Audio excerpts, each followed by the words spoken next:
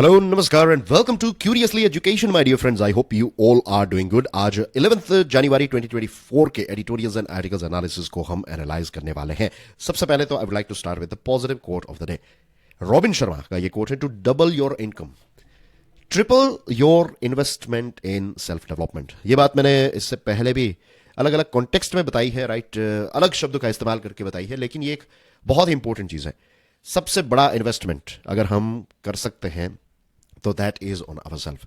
आप गोल्ड में इन्वेस्ट करेंगे, गोल्ड जब तक बढ़ेगा तब तक आपको उसका रिटर्न मिलता रहेगा। अगर आप SIP, ये सारी चीजें जो भी आपको बेस्ट लगता है, फाइनेंशियल टर्म्स के पॉइंट ऑफ व्यू से समझे तो जो भी आपको बेस्ट लगता है वहां पर आप इन्वेस्ट कीजिए, लेकिन ये सारे रिटर्न्स जो है ना, ये लिमिटेड है। सबसे बड़ा रिटर्न आपको जो मिलेगा that is on self development.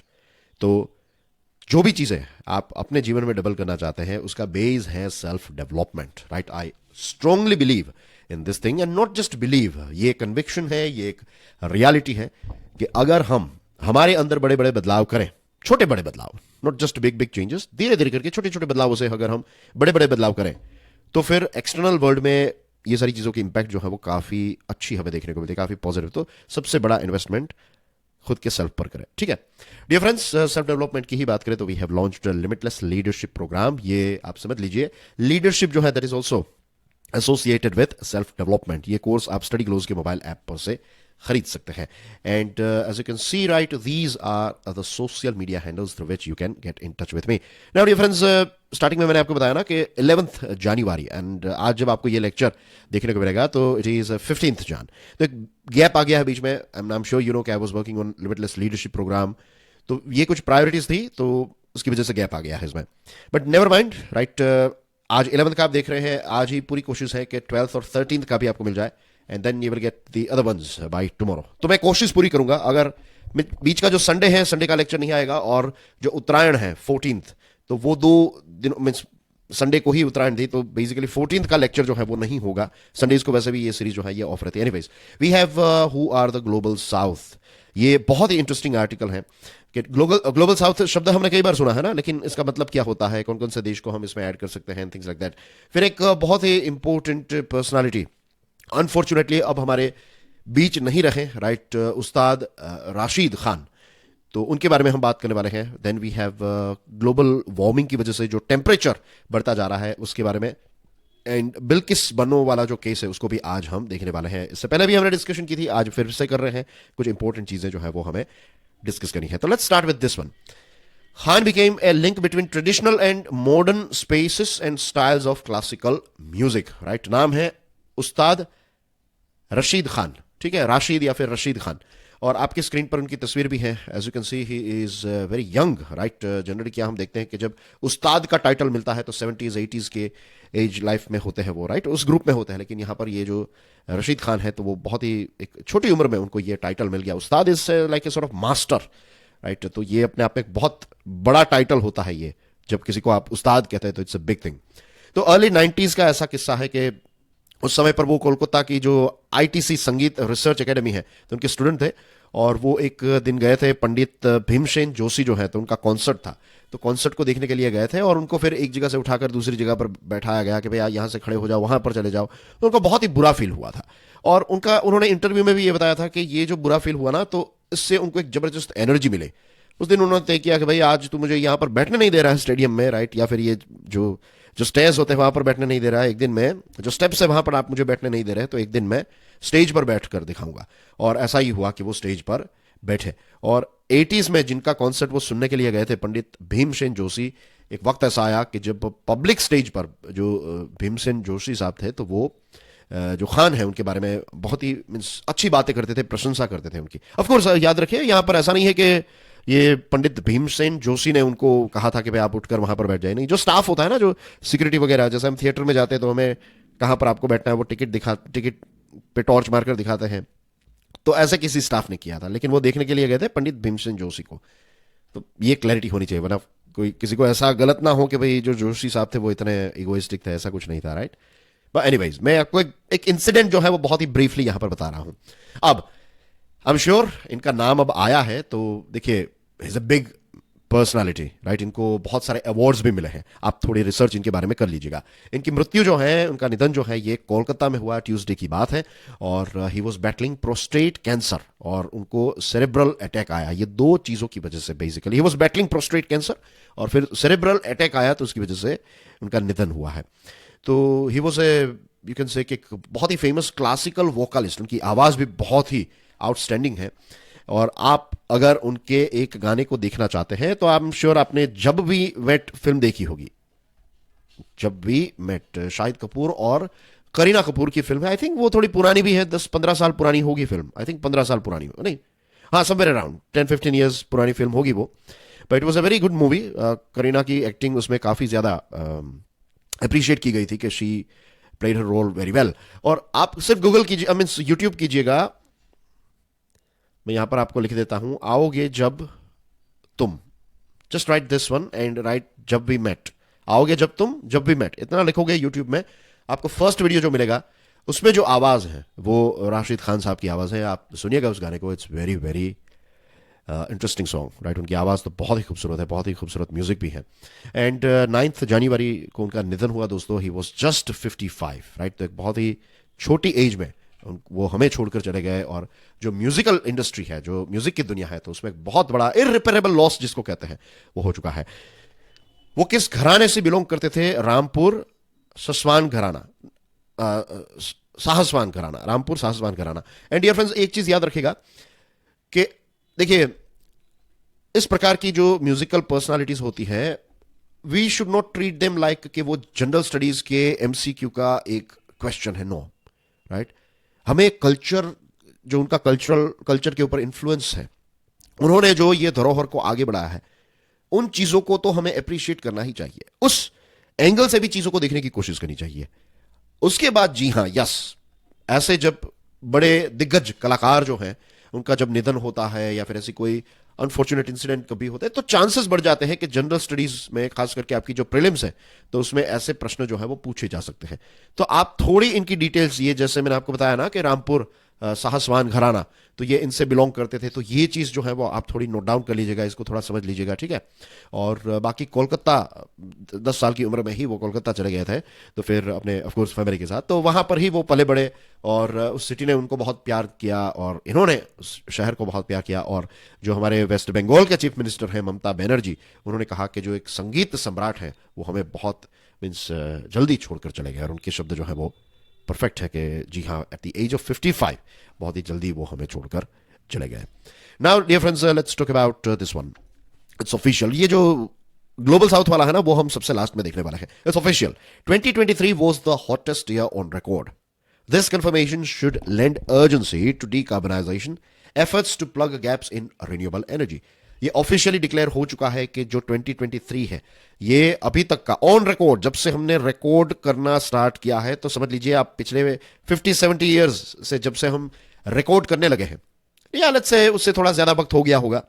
Exact कब से हम स्टार्ट करें हैं वो डेट मुझे अभी याद नहीं है, लेकिन रफली स्पीकिंग आप समझ लीजिए कि 70-80, आई थिंक 100 ईयर्स भी हो चुके होंगे, मे बी 100 ईयर्स, एक सेंचुरी जितना हो चुका होगा समवेयर अराउंड। आई रिमेंबर 1900 के आसपास से थोड़ी थोड़ी चीजें रिकॉर्ड करना स्टार्ट की गई थी। उस समय पर ये सारी चीजों के ऊपर काफी ज्यादा रिसर्च भी हो रही थी। बट एनीवेज, तब से लेकर आज तक ह्यूमन बींग्स की जो रिकॉर्डेड हिस्ट्री है उसकी बात नहीं हो रही है। जब से हम वेदर को रिकॉर्ड करने लगे हैं, तब से लेकर आज तक का 2023 जो है वो सबसे हॉटेस्ट ईयर साबित हो चुका है। It's official, this confirmation should lend urgency to decarbonization. अब ये कंफर्मेशन आ चुका है, तो अब सबसे ज्यादा इंपॉर्टेंस हमें डीकार्बोनाइजेशन पर देना चाहिए, नंबर 1। एंड नंबर 2 के जो रिन्यूएबल एनर्जी में जो गैप्स हैं, ये गैप्स को हमें जल्द से जल्द खत्म कर देना है। आई वॉज कल 14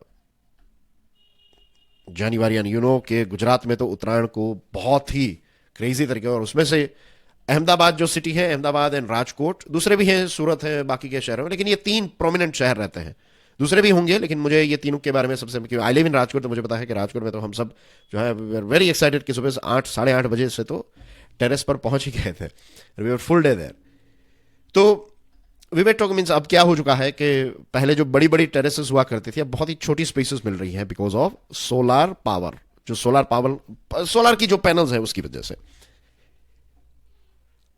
तो वी वर टॉकिंग अबाउट कि भाई अब तो solar tiles, it's not like जो हमारे यहाँ पर tiles tiles is more like जो टेस्ला कंपनी की टाइल्स मैंने आई वाज गूगल जब हम बात कर रहे थे तो बीच में जब सिटिंग डाउन ये सोलर पैनल की ही छांव में जब हम नीचे बैठे थे तो we were talking about this thing and फिर मैंने कहा कि चलिए देखते हैं, तो I went means YouTube open किया, यूट्यूब में देखा तो solar tiles, I was so excited कि यार सोलर टाइल्स यानी कि हम हमारी छत पे जो छत इन द सेंस जो टेरेस है तो उसकी जो टाइल्स होती है तो क्या वहां पर वो टाइल्स आ जाएगी, फिर लगा कि नहीं नहीं वो नहीं थी, इट वाज लाइक जो रूफ होते हैं इस प्रकार के जो घर होते हैं खास करके वेस्टर्न वर्ल्ड में जो ठंडे प्रदेश में जहां पर बर्फ गिरती है तो वहां पर जो ऊपर की हमारे यहाँ पर इसको क्या कहते हैं, नलिया कहते हैं हम इसको, I don't know what is the right word in Hindi for that, लेकिन जो पुराने घरों में हम देखते हैं ना जो ब्राउन कलर के होते हैं एक पीस को ज्वाइंट किया जाता है तो रूफ टाइल्स इसको कहते हैं अंग्रेजी में। तो वैसी टेस्ला की आप देखिएगा एक बार, चलो ठीक है वो forget about the word Tesla solar tiles, आप इतना लिखिएगा यू विल फाइंड इट क्या ही है।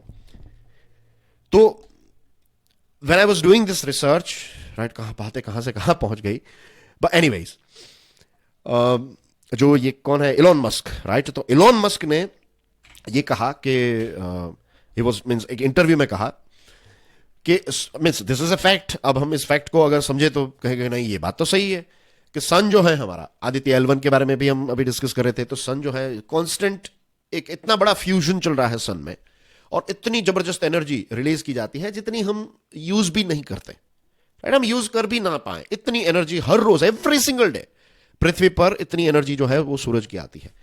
तो गैप जो है अगर टेक्निकली अगर हम समझें इस चीज को तो रिन्यूएबल एनर्जी हमारे पास एक बार मींस सोलर एनर्जी को स्टोर करने लगे हैं, हम यूज करने लगे हैं।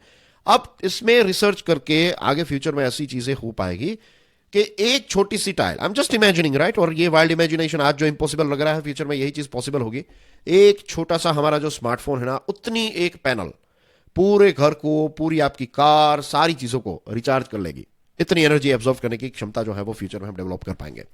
अभी क्या है कि आपको बड़े बड़े मैदानों में वो बिछाने पड़ते हैं सोलर प्लांट्स राइट, ये पैनल्स, तब जाकर आपको एनर्जी, वो धीरे धीरे चीजें, देखिए जब पहले कंप्यूटर बने तो बहुत बड़े बड़े कंप्यूटर बने थे, आज सारी चीजें छोटी होती जा रही है apart from television and smartphones जो है वो थोड़े थोड़े बड़े साइजेस में मिलने लगे, पहले जो फोन्स आते थे वो छोटे आते थे ना राइट, लेकिन अब स्मार्टफोन्स थोड़े बड़े भी आने लगे हैं, प्रो मैक्स एक्सेट्रा, और टेलीविजन जो है वो बड़े, बाकी की सारी स्क्रीन आप देखेंगे तो छोटी छोटी screen means small is the new big right. अब बॉटम लाइन यही है, अब इस पर डिस्कशन करते हैं, वरना फिर मैं तो अंदर अंदर के लेयर्स और साइड के लेयर्स में भी चला जाता हूं जब डिस्कशन होती है, तो I have to stop myself, वरना मीन्स आई एम श्योर वो सारी नॉलेज की ही बातें हम कर रहे हैं, कोई ऐसी हवा में तुक्के और वो सारी चीजें नहीं कर रहे हैं, लेकिन that's how it works right, that's how means यही होती है रॉ डिस्कशन, यही होती है एक प्रकार की you know live discussion right, कि इट्स नॉट लाइक कि स्क्रिप्ट को फॉलो किया, ये पॉइंट्स लिख दिए राइट और उसके बाद उनको अच्छे से रिकॉर्ड किया, नहीं,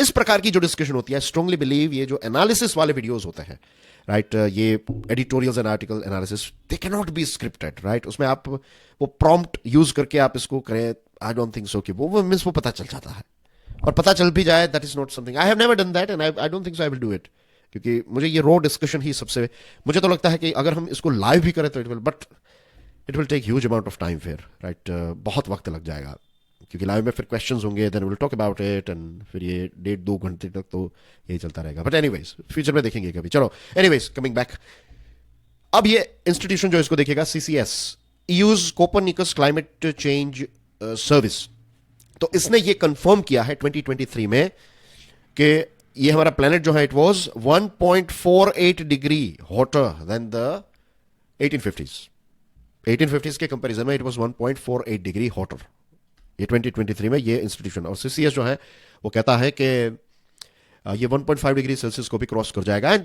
यहां पर एक और चीज मुझे इंटरेस्टिंग पढ़ने को मिली, this does not mean that the threshold set by the Paris Pact is likely to be breached soon. The landmark agreement pertains to averages over a much longer time. इससे पहले की हमारी डिस्कशन जो हुई थी उसमें भी means I was not aware about that thing, like you I also learn new things every day. तो यहां पर मुझे पता चला कि अच्छा ऐसा नहीं होता है कि भाई अगर लेट्स से सितंबर का जो हमने डिस्कशन देखा था 2023 में, तो ऐसी चीजें हुई थी कि टेम्परेचर जो है ये 1.5 डिग्री सेल्सियस को क्रॉस कर गया था, तो पेरिस पैक्ट में जो डिसाइड किया गया है कि 1.5 degree Celsius average global temperature 1.5 degree Celsius को क्रॉस ना करे और 2 डिग्री को तो क्रॉस करे ही ना, तो 2023 में अगर कुछ ऐसे दिन है या फिर कुछ ऐसे वीक्स है जहां पर टेम्परेचर 1.5 डिग्री से ज्यादा हो गया था, तो इसका मतलब ये नहीं है कि पेरिस एग्रीमेंट में जो डिसाइड किया है उसको ब्रीच किया, नहीं। क्योंकि पेरिस एग्रीमेंट में जो ये एक जो 1.5 डिग्री सेल्सियस तय किया गया है, तो एक बहुत लंबे पीरियड की एवरेज जो है उसकी वो बात है। तो यहां पर तो छोटे छोटे अप्स एंड डाउन्स हैं, right, and that is like a big long average, right. तो ये एक डिफरेंस है। तो so far we are bit safe, but it's not that exciting. ऐसा नहीं कि चलो बस हो गया, मीन्स कोई टेंशन नहीं है, नहीं, टेंशन है। क्योंकि अब चीजें जो है वो धीरे धीरे जिस प्रकार से जो रिकॉर्ड है 2016 में, इट वाज पॉइंट 2016 के कंपैरिजन में अगर देखें 2023 को, 2016 was the again a very peak वाला टाइम। तो उसके कंपैरिजन में अगर देखें तो डियर फ्रेंड्स ये 0.17 डिग्री हायर है, और ग्लोबल वार्मिंग के टर्म्स में ये 0.17 डिग्री जो है it is a big thing. तो इश्यूज तो है ही। अब हमें क्या करना है? अब हमें ग्रीन हाउस गैसेस जो है उनके कॉन्सेंट्रेशन को एटमॉस्फेयर में से कम करना है। मीथेन का एमिशन जो है वो कम रहा, तो विच is a good thing in past 3 years, लेकिन कार्बन डाइऑक्साइड का जो सेम पीरियड में जो एमिशन है वो इंक्रीज हुआ है, which is a matter of concern. और नेचर जो एक बहुत ही famous news, not news sorry, एक साइंटिफिक जर्नल है, बहुत सारे रिपोर्ट्स इसमें आते रहते हैं। तो 1850 से 2021 का ये जो पीरियड है, इस पूरे पीरियड में जो टोटल एमिशन हुआ है उसमें 32% एमिशन जो कंट्रीब्यूट किया है, तो दैट इज यूरोपियन यूनियन और यूएसए ने। ये दोनों ने मिलकर 1850 से लेकर 2021 के बीच में 32% एडिशन किया है। 32% एमिशन जो है वो इन दोनों ने किया है। बहुत ही इंपॉर्टेंट फैक्ट आपके साथ यहां पर शेयर कर रहा हूं, बहुत ही इंपॉर्टेंट फैक्ट। आप इसको आंसर राइटिंग में यूज कर सकते हैं इस फैक्ट को, राइट। नेचर का रेफरेंस भी यूज कर सकते हैं। और भारत का शेयर कितना है? सिर्फ 3.5। लेकिन इसका मतलब ये नहीं है कि अब भारत जो है वो 32 तक ना पहुंचे तब तक हम करते रहना। ग्लोबल साउथ की भी एक रिस्पॉन्सिबिलिटी बनती है, और भारत ने तो काफी अच्छा परफॉर्म भी किया है। रिन्यूएबल एनर्जी की कैपेसिटी की बात करें तो 2014 में हम सिर्फ 35 gigawatt renewable energy generate 35 gigawatt renewable energy में से जनरेट करते थे। 2030 तक हमारा टारगेट है 500, और आज हम 180 तक पहुंच गए हैं। तो easily we would be able to achieve it. बड़े बड़े प्लेयर जो हैं यूएसए और चाइना की राइवलरी की वजह से रिन्यूएबल एनर्जी की सप्लाई चेन पर इंपैक्ट आती है। चाइना रेयर अर्थ मटेरियल्स में काफी आगे है, तो इसने अपनी नेशनल सिक्योरिटी एक्ट को आगे मींस एक्टिवेट करते हुए यूएसए को ये सारी चीजें एक्सपोर्ट न की जाए तो एक बैन लगाया है। बाइडेन एडमिनिस्ट्रेशन ने बैटरी मैन्युफैक्चरिंग जो चाइना में होती है तो उस पर सब्सिडी देने से मना कर दिया है।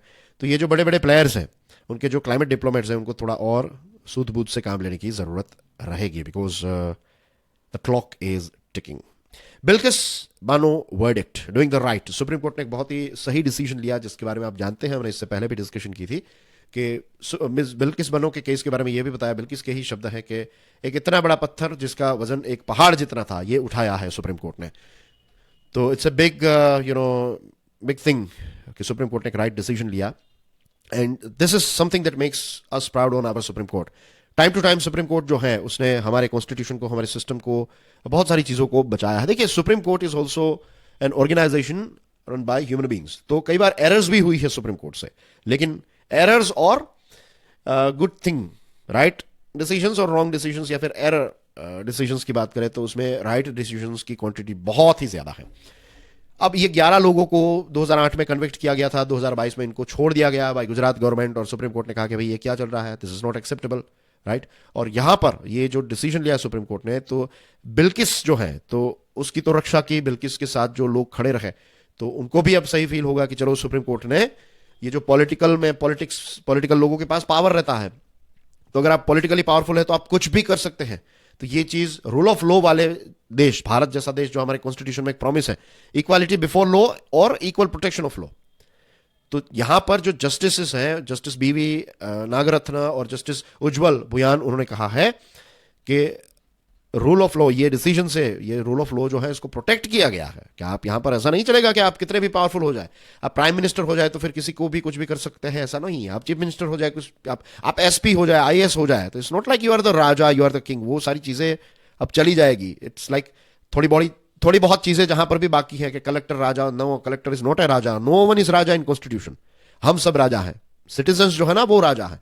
और जितने पढ़े लिखे, जितने नॉट जस्ट डिग्री वाले, लेकिन जितने सेंसिबल हम रहेंगे, उतनी ही हमारी डेमोक्रेसी जो है वो और ज्यादा मेच्योर होगी। एंड जस्ट इमेजिन के बिल्किस बन्नो, अपने परिवार के बहुत सारे लोग उनके सामने मर गए, उनका रेप किया गया, शी वॉज प्रेग्नेंट, उनके पति ने, उनके बच्चों ने अभी तक उनको सपोर्ट किया। 22 साल मीन्स कितने, 20 साल हो गए ना, 2002 की ये बात है, 2023 में फिर से ये चीज जो है वो सामने आई, 2024 में। तो यू कैन इमेजिन कि इतनी लंबी फाइट जो है वो इस महिला ने, तो अपने आप में बहुत ही इंस्पायरिंग ये केस है। सुप्रीम कोर्ट ने, गुजरात गवर्नमेंट ने जो रेमिशन दिया था तो उसको साइड में रख दिया है। अब क्या होगा फ्यूचर में कि ये जो, क्योंकि गुजरात, ये केस जो है वो 2004 में गुजरात से महाराष्ट्र को सौंपा गया, महाराष्ट्र में चलाया गया, सीबीआई को सौंपा गया था ये सुप्रीम कोर्ट के द्वारा केस।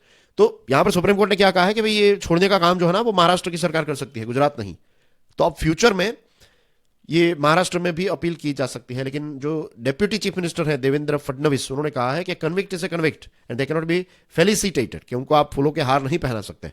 तो लेट्स होप कि जब महाराष्ट्र में ये केस उनके पास, उनकी सरकार के पास जाए तो यही विचार जो है उसको प्रमोट किया जाए और फिर इन लोगों को जेल में ही रखा जाए, क्योंकि कुछ टेक्निकल लॉज भी है कि इनको छोड़ा नहीं जा सकता, जिसको इससे पहले हमने डिस्कस किया था। Who are the global south, बहुत इंटरेस्टिंग आर्टिकल है ये। ग्लोबल साउथ शब्द जो है इसका इस्तेमाल जो है सबसे पहले कार्ल ओग्लेसबी ने किया था 1969 में, और एक कॉमनवेल्थ नाम की एक जर्नल जो वियतनाम वॉर के साथ जुड़ी हुई थी तो उसमें मेंशन किया गया। फिर जर्मनी के चांसलर विली ब्रांट ने एक report, north south a program for survival, 1980 का ये रिपोर्ट है।